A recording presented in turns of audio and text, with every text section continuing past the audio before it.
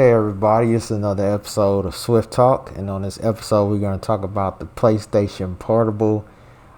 This is a new gaming, I guess you could say, equipment device that you can use to help you play PlayStation 5. You know what I'm saying? Basically taking this controller right here that I have and then putting a screen pretty much in the middle of it to allow you to play your PlayStation. Now, basically, I'm just gonna go into it because I'm already mad. No, that talk, that Swift talk, that Swift talk. You can't understand us cause you're too soft. Shit, bro, they cocaine.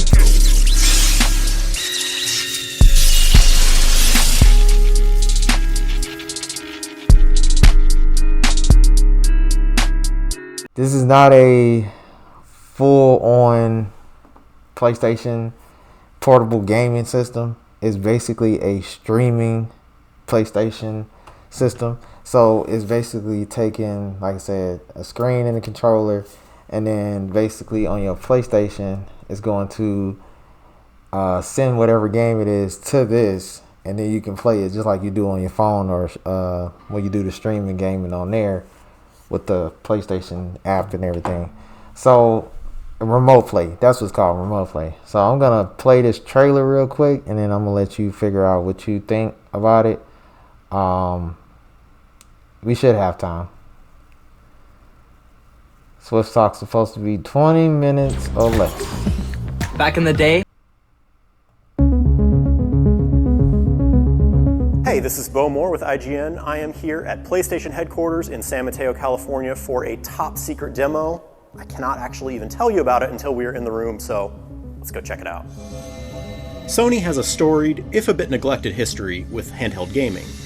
The PlayStation Portable launched in 2005, back in the PS3 era, bringing with it funky UMD cartridges and what were, at the time, some of the best graphics seen in a handheld gaming device. As revolutionary as PlayStation, but in different ways. Its follow-up, the PS Vita, launched in 2011. Thank you. It was beloved by its hardcore fans, but never really got the developer support that it needed in order to carve out a meaningful hold in the handheld market. It's Ridge Racer. Ridge Racer! But now we're getting a new PSP. Sort of. The PlayStation Portal Handheld.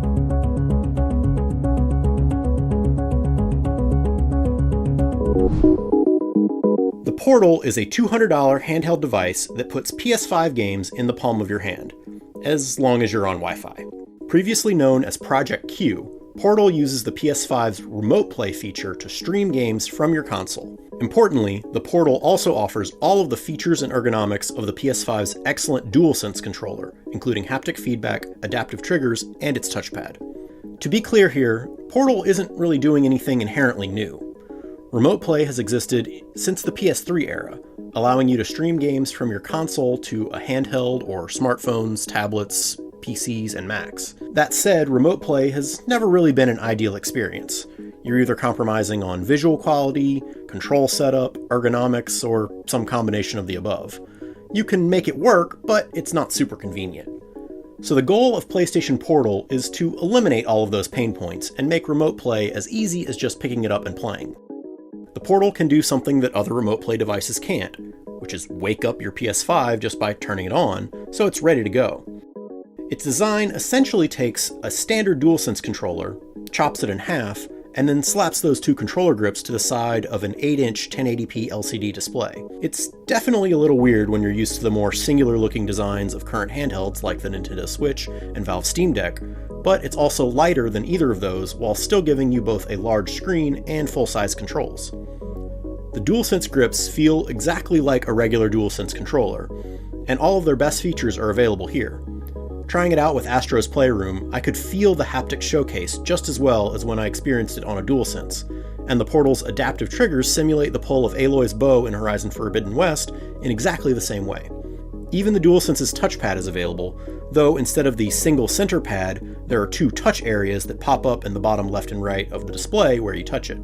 There's a USB-C port for charging, a 3.5mm jack for wired headphones, and a small pair of speaker grills if you don't want to use headphones.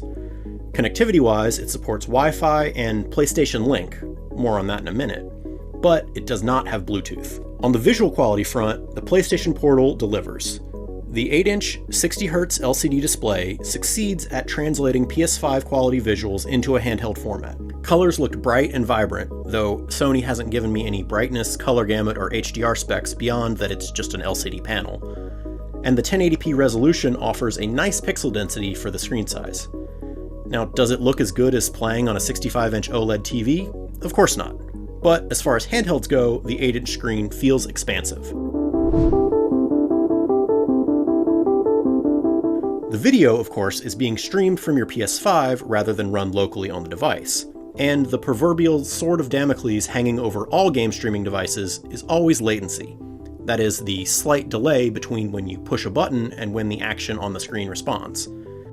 During my demo, I didn't experience any noticeable latency. Of course, this was a private demo under ideal conditions, so that experience could change depending on your personal Wi-Fi setup. You don't actually have to be in the same room or even on the same local network as your PS5 in order to stream your games. So long as both your home connection and the one at the location where you're playing are both strong, it will still work. Whether you're in the same room or on the other side of the world, your home PS5 is on and running your game, beaming it directly to you, as opposed to cloud gaming where the game you're playing is being run on some remote server. Of course, this means that you need a PS5 in order to use PlayStation Portal, but it also means that not only is your account and progress and trophies all there, but actually your actual PS5 home screen. You can swap between games or even run any other PS5 app, just as if you were playing directly on the TV. To be clear, the Portal doesn't run anything locally, not even basic apps. So if your Wi-Fi goes down, or if somebody else wants to use your PS5, it is not going to work.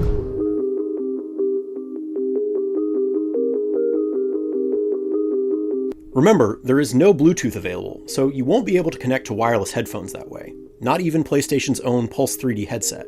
It does have something called PlayStation Link, which is Sony's new connectivity standard for PlayStation devices, and which is built into some of its brand new hardware. I got to test out the new Pulse Elite headset and Pulse Explore wireless earbuds, which are currently the only announced headsets that use the new standard, but Sony did tell me that PlayStation Link will be available for third-party headset makers to use in their future products, but that'll be a ways off. It is a bit disappointing that we'll have to buy brand new headsets to use with the Portal, since that'll add to the cost.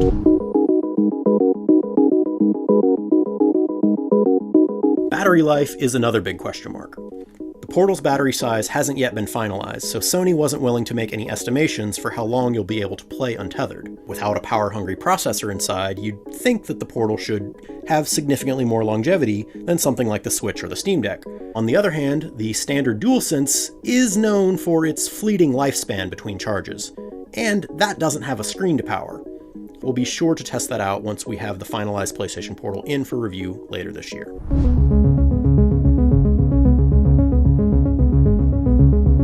Now, the last question I know a lot of people are wondering is, who exactly is this device for? It's $200 for a remote access window into your PS5. And at that price, honestly, I kind of get it. For the times when somebody else wants to use the TV, or maybe you have small kids in the home and you don't want to put God of War on the big screen, or maybe you just want to be able to play in a different room without buying another full-on TV. In that scenario, the Portal offers a compelling use case. And while it's not quite as portable for on-the-go gaming as a Switch or a Steam Deck, it's less expensive, and it does let you keep playing your PS5 while out of the house, so long as your destination has decent internet. You just probably shouldn't count on hotel Wi-Fi being strong enough to handle the connection.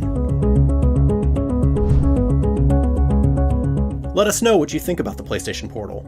Is it something you could see yourself buying for $200? Or are you happy to stick with pairing a DualSense to...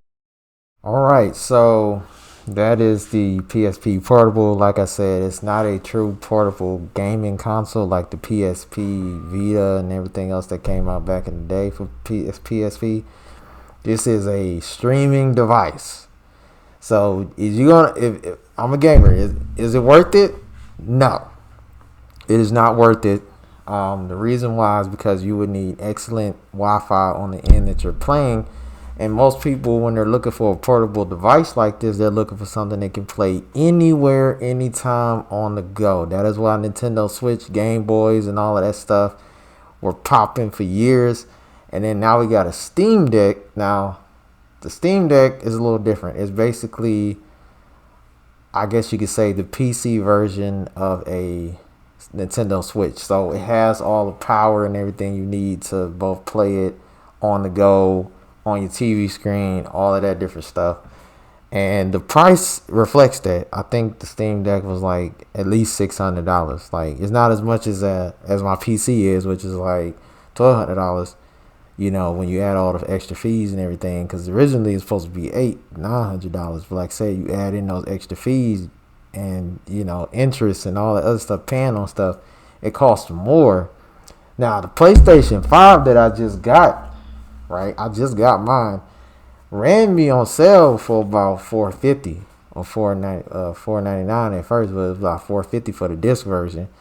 Cause I'm about to start buying disc again because I see what they're doing with the whole. They want your whole game library on there, and then they can take it away when they get ready. You don't truly own it. I don't like none of this stuff the way they doing stuff. I'm old school. I want to own my stuff in my hand, so I'm gonna start moving to buying the disc version for my stuff, and it saves on space as well too.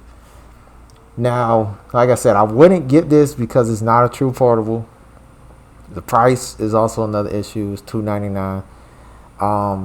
But if you do want something like this, and like, you know, like I said, you aren't able to be near your console as much at home, or if you're in a place that has good internet connection, like I said, it'll work for that. But as far as like if you wanted to play it at the bus station, on the plane, and all this other stuff, it's not it. It's just not. And I feel like if they're going to go this route, like with another PSP, they need to compete. You need to make you something that's on the level of a Steam Deck where I can actually play and access my games on the go, and all of my achievements go to my PlayStation account, and everything is linked and lined up. I don't care about the price. I will pay the extra $300 or $100 or whatever if it's cheaper than the Steam Deck to get that, so I can play on the go, because I'm an on the go kind of player. You know, like I like to go different places and play my games and stuff. I mean, yeah, I might only be able to download or use one at a time, and I know they try to get away from using disc, but I'm like, okay, if I have to get a disc to do it, I'm okay with that. Or if I have to put a USB drive in there, y'all come up with a drive that goes in there that holds all your games and memory and stuff. However you do it to help me play portable, I'll be in on that. So, like I said, as far as like how much it costs and everything, I just wouldn't do it if it was me. Just be careful, because I know when this drops, everyone's gonna think it's the original PSP, and I'm telling you, you're going to be extremely mad if you buy this and you think that it comes with a game or that you can take it anywhere, and you realize that you need Wi-Fi and the Wi-Fi sucks, and you're sitting there messing around with it like, yeah, I'm finna play the crap out of this junk, man. Ooh, I'm finna have fun. And then you're like, dang it, it don't work. The Wi-Fi too slow. So, but that's it for this Swift Talk. We just wanted to tell you about it and let you know what it is and some of the things that you should look out for, pros and cons. It hasn't come out yet. They're still working on it, but it sounds like it's going to come out soon. And like I said, the number one thing that's hurting this right here is the fact I can't play it anywhere I want. It's not a Steam Deck. It's nowhere near on that level. It ain't even comparable to a Switch, let alone a Game Boy. It's just not. Because you can't take it anywhere you want. We don't know how long the charge is going to last. And like I said, from the way it's looking, because Wi-Fi and everything is needed, or internet or whatever, you're more likely going to end up playing this at the house in your room. Like I said, the guy said, you know, if you're in the house with kids and you just got a little playtime and couldn't really go downstairs, I guess. But if I got to do all of that, I'm just not going to play my game. I'll just watch TV. So you all have a good day, and we'll see you on the next Swift Talk.